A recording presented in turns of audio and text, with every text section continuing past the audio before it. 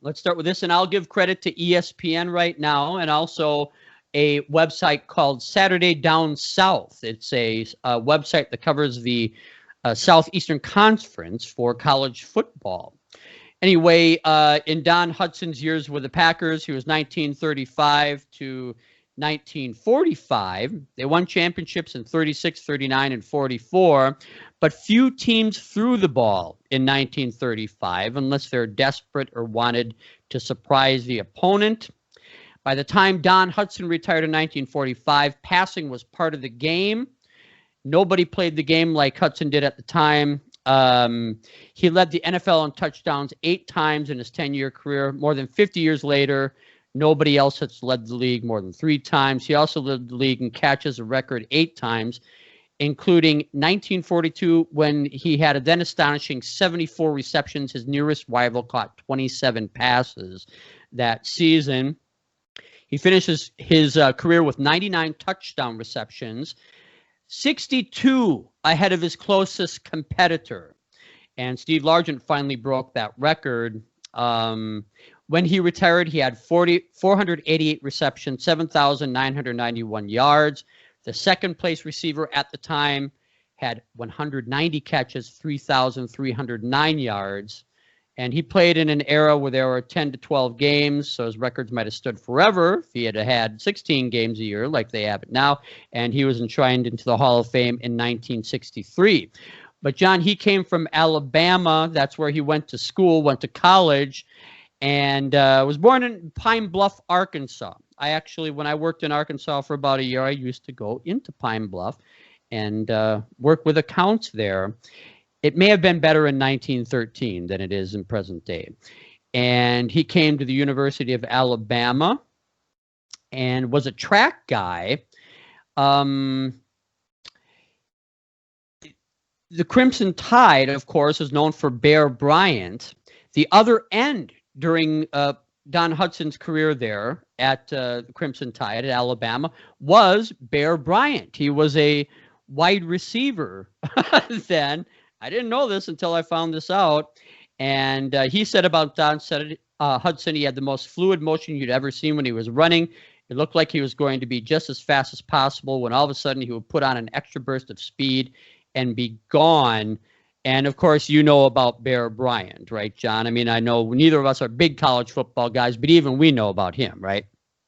Yeah, I'm just wondering if, given that it was the old days before they had the modern helmets, I wonder if Bear Bryant played end in that houndstooth hat that he was always famous for on the sidelines. I don't think so. These guys could sign with any pro team at the time. They were all just free agents. There wasn't really a draft. And Curly Lambeau went to scout out Don Hutson in 1934's Rose Bowl in Pasadena. He climbed the wall so he could watch because they didn't allow the press to look or other coaches or whatever. It was all kind of secret. So he climbed a wall so he could watch. He teared his pants in the process anyway. He was an All-American his final 2 years at Alabama. And they went to the Rose Bowl against Stanford. They won that. Green Bay wasn't the only team to sign Hutson. He was actually also signed by the Brooklyn Dodgers of the NFL at that time. He signed for $300 a week, and the Dodgers also signed him. I don't know why he signed 2 at one time, but the Packers got the contract in 17 minutes before the Dodgers, so he went to Green Bay. He was named the first modern receiver, and in 42, he played 11 games, 74 passes, 1,211 yards, 17 touchdowns. It could be the most impressive season in NFL history for a receiver. The next best performance in all 3 categories that season, 27 receptions, 420 yards, and 8 touchdowns. And that was 3 different guys doing it. He still holds a record, John, for 29 points in a single NFL quarter. Think about that. 4 touchdown passes he caught, a field goal, and 2 extra points on October 7th, 1945, during a windstorm. 29 points in 1 quarter back in 1942. And this is during the war, too. So I guess we have to take a lot of that into consideration. Another impressive stat, we figure Jerry Rice, of course, one of the greatest receivers of all time. He caught a touchdown every 7.9 catches. Randy Moss once every 6.3. Don Hutson once every 4.5 catches. And he was also a two-way player. Remember those days, John? Guys go on both sides, right? So he was a defensive back. He had 30 picks in his career, 23 in his last 4 seasons, and he also was a kicker, 193 points. Wonder if you'd find a guy who could kick, defend, and a wide receiver now. Do you think so? No, not a chance. And if you could, can you imagine what his paycheck would be in today's day and age?